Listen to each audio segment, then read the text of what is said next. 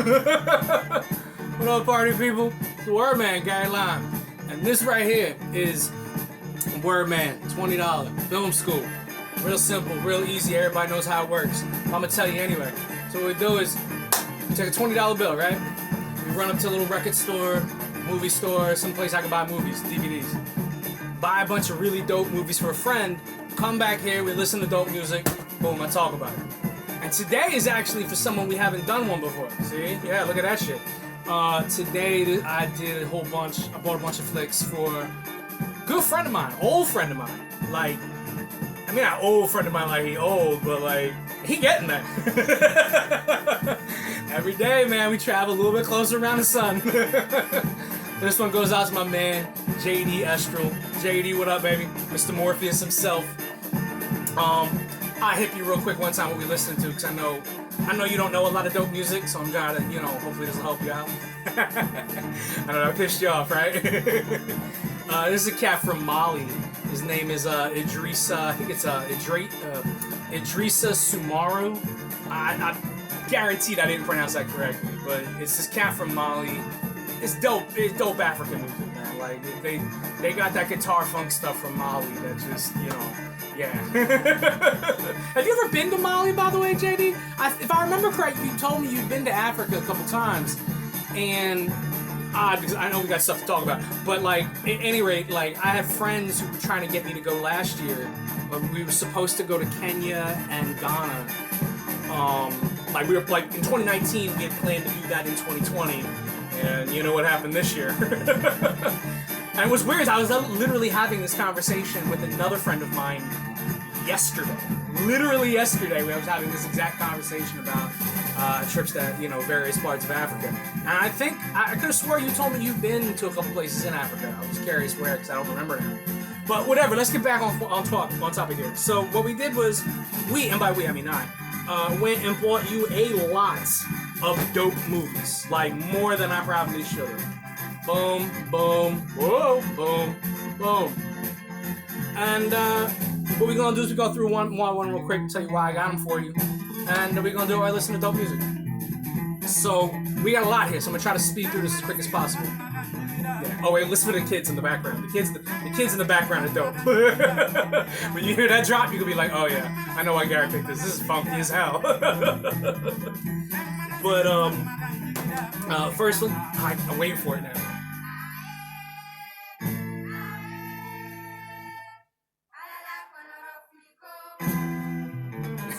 Come on, man. Tell me you wouldn't be at like some party and someone dropped that, place would go crazy. Just drop that and something like real heavy bass. I digress. Let's go over these joints I got for you because it's already gone on long enough. So the first joint I got here for you is Martin Scorsese's first one, Mean Streets. I don't know if it's my favorite Scorsese. I think I always feel bad when like had to wait for that. I always feel bad when when you say your favorite movie by a great director is their first movie. One, it sounds obnoxious as all hell. Two, it's like they ain't make no other bangers afterwards. Scorsese makes some bangers. But I will say that there's something about this movie. There's something about Mean Streets that feels different than all of his other joints. And I really like that about this film. The fact that I don't know, it doesn't feel like a movie. And that's a weird compliment to give a movie. But that's how it is with this movie. It's one of my favorites because I just feel like I'm there. I don't feel like I'm watching a narrative.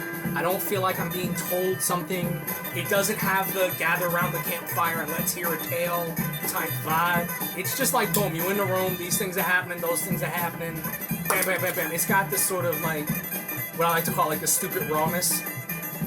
You know this from we talked about this before. That first joint out is gonna have all the beautiful mistakes that you will have learned not to do the next time. And so in a weird way, it's like that first one has that sort of that perfect rawness because of it. Nevertheless, we got you Scorsese's joint. Again, most of these flicks, by the way, we got you more classics than we thought we would. But we know you like classics. And but it's all movies I'm sure you've seen, or at least most of them. It's just flicks that I'm like, if I remember correctly, you ain't got no DVDs with you where you're at out in Cali? I think you're out in Cali still. So, boom. That's what most of the list is here. Excuse me. So the next joint up is a French banger. It is Diabolique, also known as Les Diaboliques, if you want to get, French with it. Beautiful premise in this movie. The movie has one of the best premises ever. It is the wife and a mistress of a cruel headmaster of a school decide to kill him, and then the body disappears. Oh my God! Can you imagine? Because here's what I know. I know you've been in those rooms. Because I've been in those rooms as well, and I know you have. Where you have to pitch the movie, and you've got to pitch it. You have to pitch a movie to someone who doesn't know movies, who doesn't understand movies, who doesn't understand story, much less art, much less the cinematic experience. They're just there because they're an executive, and they're the ones who are holding the money, and they have to say yes. So you've got to come up with some slick shit to make them get in tune with where you're at. Can you imagine walking in and being like, okay, the wife and the woman that's cheating with the wife's husband, they together decide to kill the husband, and then the husband's body disappears. They're just gonna hand you the money. They're gonna be like, we don't care what you do from there. There you go. That's such a brilliant premise. It's one of those prime number situations where you're just mad that you can't duplicate it. You're mad that you can't get back to it. It is what it is. It's a classic for a reason. French film. It comes with subtitles. This is the Criterion Collection version, so it comes with bonus shit and all that stuff. As does this one too, by the way. Bonus features, that is. But it's a film. It's by Clouseau. He made Wages of Fear, which I think we talked about before. Great director. It's the movie that an odd sort of twisted thing. It's based on a French novel that Hitchcock had been trying to buy forever and a day, and was mad that he didn't get the rights to it, and that Clouseau did, because he knew the movies with that premise, you can't make a bad version. And Clouseau's a very good director, so boom. Anyway, it so infuriated Hitchcock apparently that he bought the rights to their next novel, which then later became the movie Vertigo. So you have this movie to thank for the movie Vertigo. Great flick. It's great. It's got an amazing ending. It's just fantastic. It's a great movie. I love this movie. It's a movie I could watch all the time. It's one of the movies where I can't say it because it'll spoil it. I don't know if you've seen it. Great flick. Yeah, Milestones. You knew that, but you knew that already. So boom. Next flick on a joint. This is actually a big deal to me, so kind of slow down a bit and explain it. So I get asked a lot about the kind of films I like, and the kind of films I like, the kind of films that I want to make. The kind of films was like, well, what director, or what set of directors, or what movie, or what set of movies do you want to make? Do you want to have your films what shelf do you want your films to live on next to other films? And the one thing I found is that of all the stuff I've done and the stuff that I'm, doing and plan to do, the one sort of constant is it's Luis Valdez and his movie Zoot Suit. I love this movie. I saw this movie when I was very young. It's one of the few memories I have that predate 1994, the whole head injury thing. So there's that. It's one of the memories I have from before that event. So it stuck with me. There's a thing that Luis Valdez does in his movies. In this movie, in spades, but in all of his movies, where I'm trying to think of how to put it, there's so much humanity in his movies, in his characters and his films. Even the goofy stuff, even the movie with, I forgot the name of it now, Cisco Kid. Even in Cisco Kid, he does it where there's so much love for the people in the movie and who they are and what they do and how they do what they do and what they're up against and their humanity. And it's weird because that to me is the thing I love most about his films. And it's the thing about his films that I wish I could do. And it's the thing that I try to emulate is to go, Billy Wilder has this joke where anytime he had a question, he would go, what would Lubitsch do? Ernest Lubitsch, the director. I kind of do that with Louis Valdez. I'm like, all right, well, how would Valdez write this? And he'd write it like this, and then boom.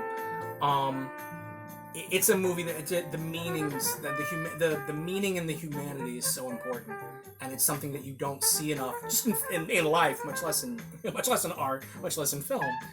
And Zoot Suit has it in such a way that it just blows me away every time I've seen it. I got the chance to meet Louis Valdez, by the way. This is by the way, Jay. This is gonna be me embarrassing myself. I got the chance to meet Louis Valdez and played myself so horribly in front of him. It was embarrassing. I just like, because it was such a big deal for me to meet him, and I was so excited because I've been watching the movies since I was small, and they mean so much to me that I just couldn't keep it together. And what's funny is Louis Valdez, he's not a tall guy, and I'm not a tall guy, so like I'm kind of like standing over him a little bit because of how we're standing, and I'm just you know me, I start bottlenecking when I start getting too emotional, and he's just standing there with his glass, looking at me just like, the hell is wrong with this gringo? And it was great though. Like, he was the nicest guy to me though, very, very great guy. And if you want to talk about a great movie, like, it's hard. I don't know why more people haven't seen this. It's that good. Like, it's really, really amazing. There's a reason, this movie made Edward James Olmos a movie star. You can tell after you watch it. So, boogie for you for getting it. Next joint is one of, we talk about movies with just a beautiful premise that, like, prime, what I like to call prime number premise. Because, you're just never going to get there twice. And this is another one. It is the surrealist masterpiece, The Discreet Charm of the Bourgeoisie, by the one Louis Buñuel.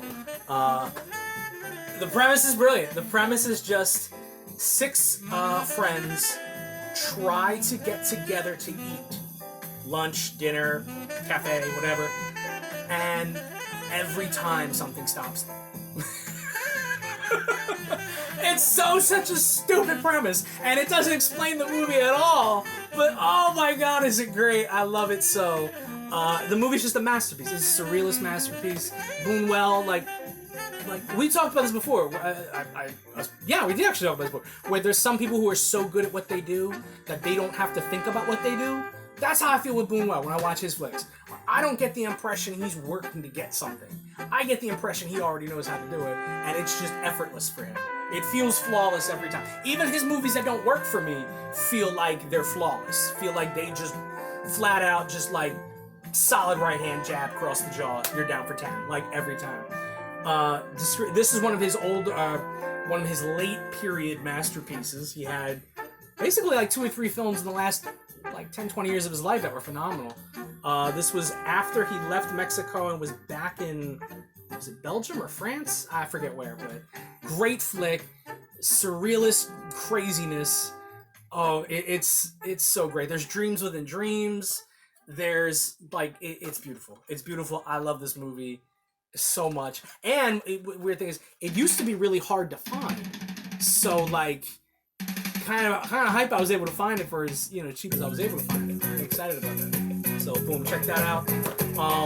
You already know about Blondie. I ain't gotta tell you.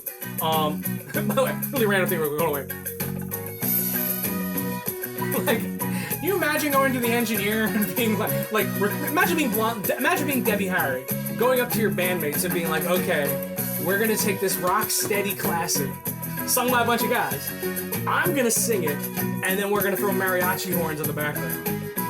Like, it's just, and it's a banger. You know what I mean? Everybody knows this joint. Let me move on here because this video is already getting long and I got more to do.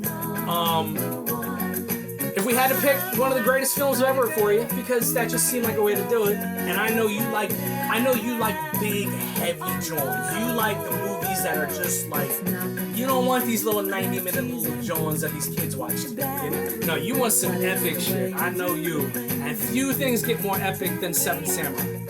That's it. I mean, I know I ain't gotta tell you how dope the joint is. I can tell you what my favorite scene in this movie is, and I don't remember the actor's name, and I'm gonna screw it up if I try to read it because it's just not gonna work. But it's the scene where it's in the second half of the movie, because it does come with both discs, right? Or no, it is one disc on this. Oh damn, they got the whole movie on one disc too. Because there's a long joint. But it's the scene where they've got the guys in the woods, and there's like one guy with a rifle who's like picking off the Seven Samurai and the villages. And so he goes to the one like super quiet swordsman dude, and he's like, we need that rifle. And he looks up and he's like, Okay. Gets up, brushes himself off, runs into the forest. They don't hear shit for like ever. And then like that night, 2 nights later, he's just chilling, walking back. You know what I mean? And they're like, what happened? He's like, I got the ball. And just sits down, takes a nap. I love that scene so much. He's my favorite of the Seven Samurai. I know everyone loves Mifune. It's kind of like almost like the Wu-Tang question. Who's your favorite Wu-Tang member? My favorite member of the Seven Samurai is that bull right there. You know what I mean? That's the one I'm talking about too. So great flick. I ain't gotta tell you about it. Next joint. So something you may not be aware of, because I don't know how many of these Wordman $20 film school classes you've sat through. But there's one thing I'm always doing is I'm always trying to push people to watch Westerns, because I think Westerns are some of the greatest movies ever made. And in America in particular, you have this beautiful tradition of spectacular Westerns that cover every range, every subject. But motherfuckers don't ride horses anymore, so they don't want to watch them. They're like, I ain't trying to watch nothing with a horse, Poppy. It ain't happening. And I'm like, but they're so great. They're like, I don't care. So this is me forcing a Western onto you. And again, I thought about what's not. I know you watch Westerns. I know you like Westerns to some degree. Oddly enough, this goes down random. Most of the island folk I know like Westerns. Which baffles me, but it doesn't make sense. But like, and I know a fair amount of people I've been on people from St. Thomas. I know a bunch of people from Haiti. I know a bunch of Dominicans and Ricans. Like, my neighborhood I live in is basically theirs. But like, they all love Westerns for some reason. I mean, obviously some start aging up. Once you start talking to these kids, you can't make them say a Western. But like, there's something about that island islands that bring out Westerns, I guess. I don't know. That's a research for another time. But I wanted to make sure I got you a Western that I knew you would be like, yo, that's the Western for me. And it is Once Upon a Time in the West. It's big, epic, heavy. It's Leone's. Is it not Leone? Is it? No, I got that wrong. It's not Leone. It is directed. It's Sergio Leone. I don't know that it's his last Western, but it's definitely his last great Western. And you can't get a greater, bigger, epicer. There you go. We'll pretend that's a word. You can't get more epicer than Once Upon a Time in the West. It's got a bunch of actors you know are in it. Jason Robards is in it. I was gonna say Kat Ballou, but that's obviously not her name. Henry Fonda, Jason Robards, Charles Bronson is awesome in this. Like, this was Charles Bronson for me will always be like the Death Wish guy. So then when the first time I saw this, it's this really great opening sequence, which is like 8 minutes long, and it's so slow, and it's not even slow, it's perfectly paced for the scene and kind of gets you into the kind of feel of the movie. And then you just hear this harmonica, and you're like, is that? And then the brim looks up, and it's Charles Bronson. I was like, it's Death Wish! Oh, this is gonna be badass. Great flick, man. It's a great flick. You're gonna love it. Epic as can be. What did they say? Right? No, I don't remember Bananarama. This is an old 80s banger. You know probably old enough to remember I used to play this in clubs. I'm doing nothing but making fun of how old you are, which is completely, like, unwarranted. You're not even that old, you know what I mean? I'm just like, oh, you remember before you had the cane. Alright, so next joint we're doing is we're doing a double feature here for you. We're doing a Ben Kingsley double feature. And we are going to go with House of Sand and Fog and Elegy. So you might be curious why we're doing House of Sand and Fog and Elegy. And well, I'm here to tell you. They're Ben Kingsley joints that are like... So we talk a lot about, especially here on the Wordman $20 Film School, we talk a lot about joints that the kind of movies they don't make anymore. You know, the kind of movies that are about, the way I jokingly refer to as movies about adults sitting around a table. They just don't make that movie anymore. And you and I both remember when that was the movie they used to make. They used to only make movies about adults sitting around a table.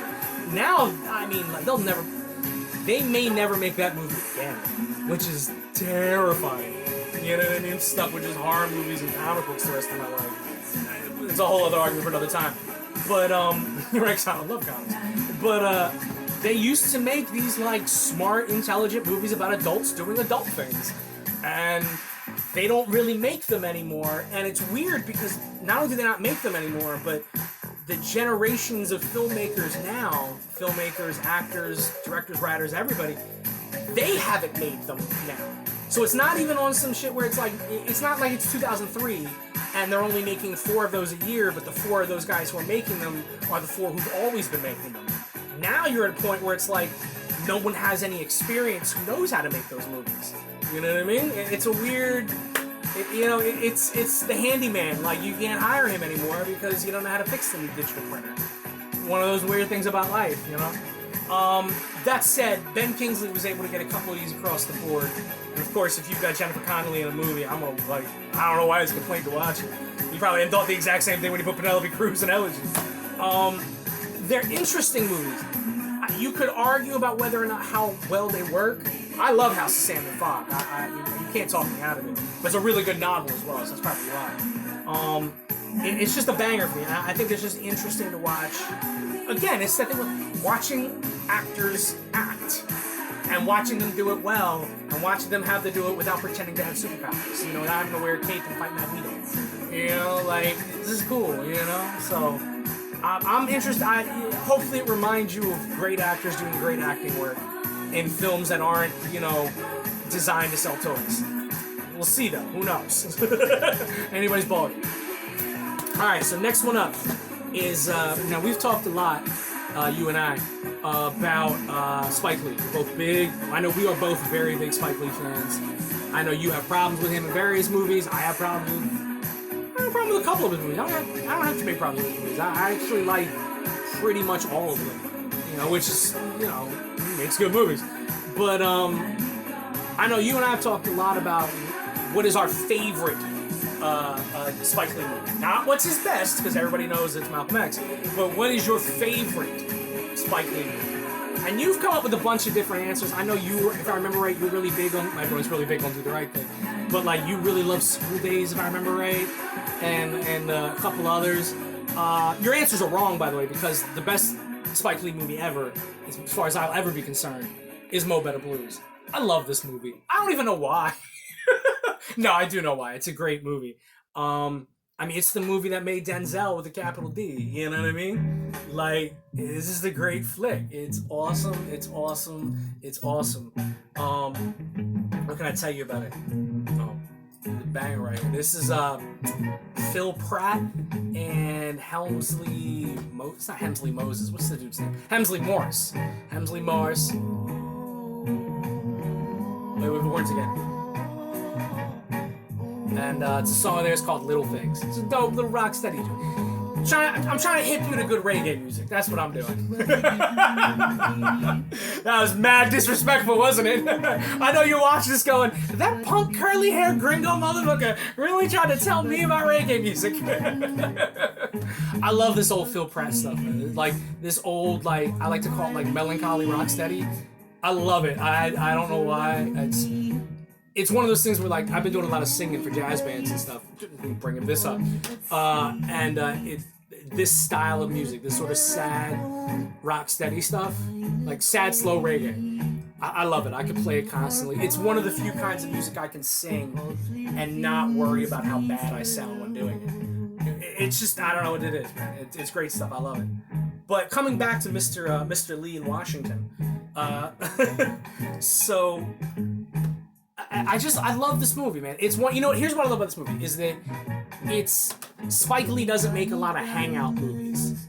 I think we may have talked about this once or twice before, but you know, the kind of movie that like not even just a movie where the characters are just hanging out throughout the whole thing, you know, like a Richard Linklater movie, but like a movie that it's like a Saturday afternoon, you ain't got nothing to do, the John is somewhere else, you ain't got to worry about her and her kids and their kids and their friends and whatever. You got the place to yourself. It's 2 o'clock in the afternoon, knowing you gonna get high. You get high, you got some beer, whatever, and you just throw a flick on and you just vibe out. For me, that's Mo Better Blues. Every time, 11 times out of 10, all the time. I That's how often I watch it. I don't know why. It's one of the few movies that Spike made that fit that vibe. You know what I mean? He don't have a lot of stuff in that lane. He's got a lot of social commentary stuff, which doesn't really fit in the hangout Saturday and just chill vibe. But hey, ain't nothing wrong with that. It is what it is. I love this movie, as you know. I think it's amazing. I think it's great. I think I was talking either to you or someone else about movies that have really great jazz performances, really good jazz, not great, just really good jazz music in movies, and how there's surprisingly fewer of them than there probably should be. Like, and that to me is really interesting. That why, but that's a whole other thing. Because that said, Branford Marsalis puts in work in this joint, and it's great music, great movie. I don't know why it's not more celebrated in sort of those early Spike Lee joints that everyone loves, but I love it. That's all that matters to me. So this is a, make sure I get this right. This is a kaya gum. A kaya gum is that really large, stringed instrument you see Korean people play. It's like, they kind of sit on the floor and they play. It's called a kaya gum. It's like a big, big guitar. It almost looks like a sitar. You probably recognize this song. You know classic rock. You gotta know classic rock. You know this song. I've been actually, oddly enough, I've been doing a lot of, so I got this script I'm working on for something, and I'm looking for music. I'm looking for people who can play the kaya gum, because I don't know anyone who can. And I'm doing all this research into kaya gum music and how it's performed, and this mountain of research into this subject. So if you know anyone who plays the kaya gum, which is the instrument playing here, holler at the kid, let him know. You know what I mean? Send that email this way. I'm a big, big fan. Wrapping up here. So something you don't know. So we here at the Wordman $20 Film School, we have a tradition. And that tradition is we end every we end every session with a John Landis movie. Now you may be asking yourself, you're going, Wordman, why a John Landis movie? And to which I would say, JD, no idea. It's just something I started doing, and now I can't stop doing it. I love his movies. Everyone should. They're all great. And the one I picked for you in this little production here is Trading Places. Classic Eddie Murphy, classic Dan Aykroyd. Very underrated actor, Dan Aykroyd. People forget how dope he is and how, there was a period in the 80s where he was like a genuine movie star. I feel bad that those days have since passed, but quality actors, people forget. So, nevertheless, I can't even do the whole one-handed joint. Let me see if I can flip it around the other way. There we go. Here's what we got you, man. And this is all going in the mail to you sooner rather than later. Hope you enjoy. You'll actually probably get these before you even see the video, so there's that. Hope you enjoy. Hope you're having a good time out there in Cali. Hope the holiday was good to you. As for me, the holiday was great. Just chilling in the apartment, getting writing done. You know me. Screenplays don't write themselves, so that's kind of what that's been. And yeah, so yeah. I got nothing to wrap this up with. I thought I'd have a really great closing quote. Nah, that shit just disappeared. The kaya gum just took everything away from me. I hope you're doing good, my man. Like I said, enjoy the movies. And yeah, that's what I got. Signing out from the great nation of Brooklyn. It's the Wordman, Gary Lyon. Peace.